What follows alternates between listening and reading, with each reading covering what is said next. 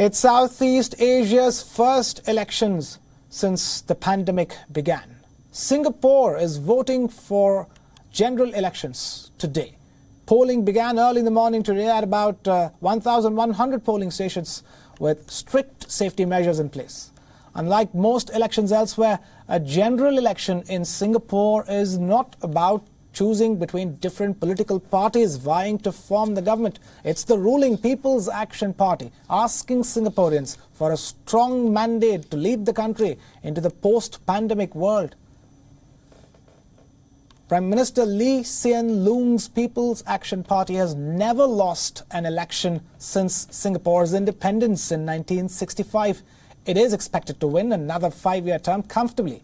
Job security and the government's handling of the ongoing pandemic are among issues of concern for Singaporeans. Nevertheless, citizens are still concerned about the lingering economic fallout due to the pandemic.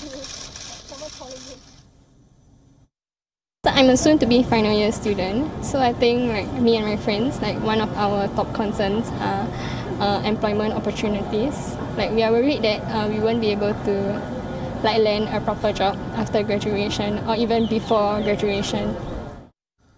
Prime Minister Loong also says that jobs and incomes seem to weigh most on the minds of the people of Singapore, but there has been virtual silence on one of the conservative city-state's most controversial issues, the gay rights issue. There's no mention of gay rights in the manifesto of 11 of the record political parties contesting in the election. Basically, being gay remains illegal for more than 5.7 million people of Singapore. It's a non-topic with the parties, the choices we have. As much as I want to make my decision based on their stance on that, there isn't any material to work with, to consider. But all the more so, we are citizens who are voting. We are LGBT citizens and we're still citizens. We are sons and daughters of Singapore, whether we're gay or straight. We're now being joined by Erickson, an independent political analyst live from Singapore. Erickson, thank you so much for being with us here on the broadcast on WION World. I want to begin by asking you about the election turnout so far and the kind of safety measures that were put in place in Singapore. Yeah, thanks for having me, Krishna. So the turnout so far is 31% as noon, based on the latest number from the election department. Right, and in that sense, how good would you rate the turnout, despite the fact that there is a pandemic amidst us? Yeah, in Singapore, the voting is compulsory, so the turnout is not really big issues because it's compulsory, so everyone needs to vote. And every election, the turnout is usually around 90% plus. But as I noticed from my observation this morning when I walk around in Singapore, there are longer queue, especially for the old folks or elderly, because they need to find their way to the polling stations. But I believe by the end of the day, when the polling station closes at 8 p.m., the turnout will be still around 90% plus like the previous election. Right, and talk to us about the issues dominating this election. Clearly, the economic recession and, more importantly, the hit created by the pandemic is on the top of the mind of Singaporeans. Yes, this is a coronavirus election, or you can call it also the COVID election. So the COVID-19 is the main issue in this election.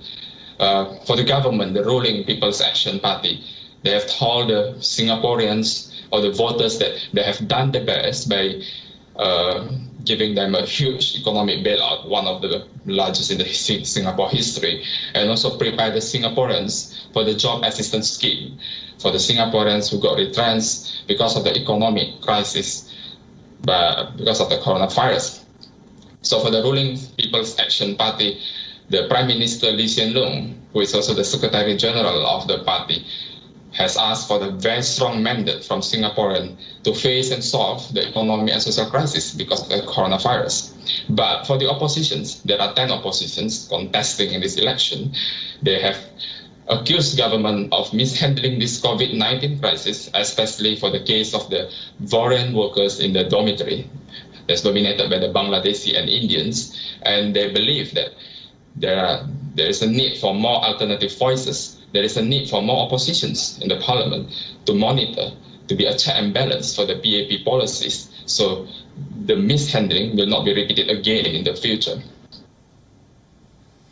Right, and also talk to us about the gay rights issue, because that issue has been completely missed by anybody contesting this election in Singapore.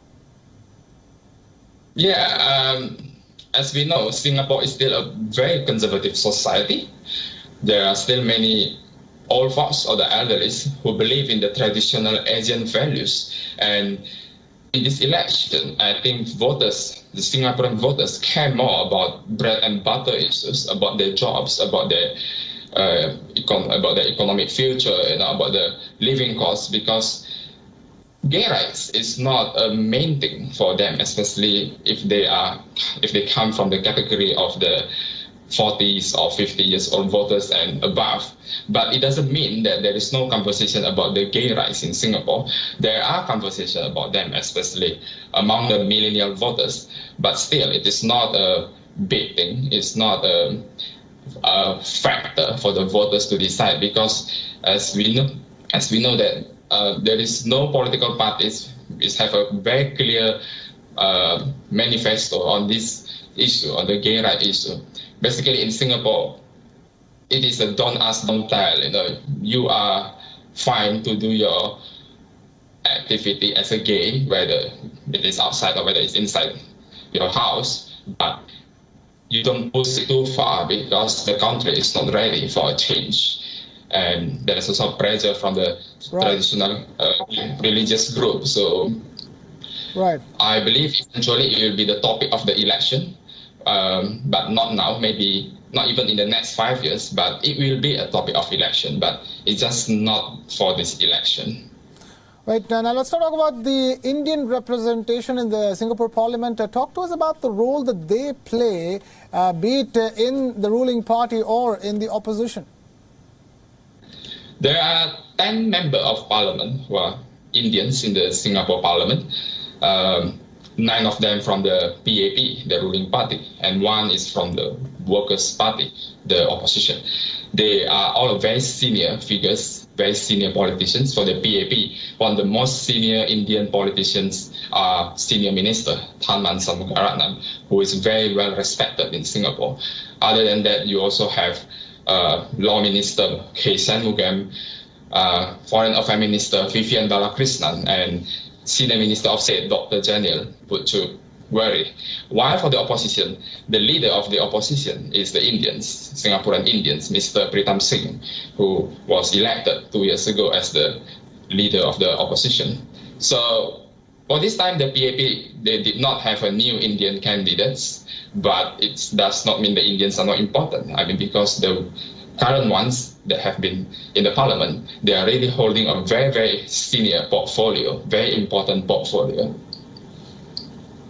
Right. We will leave it at that. Erickson, our independent political analyst, joining us live from Singapore on the broadcast. Thank you so much for being with us. Thanks a lot for your time, Krishna.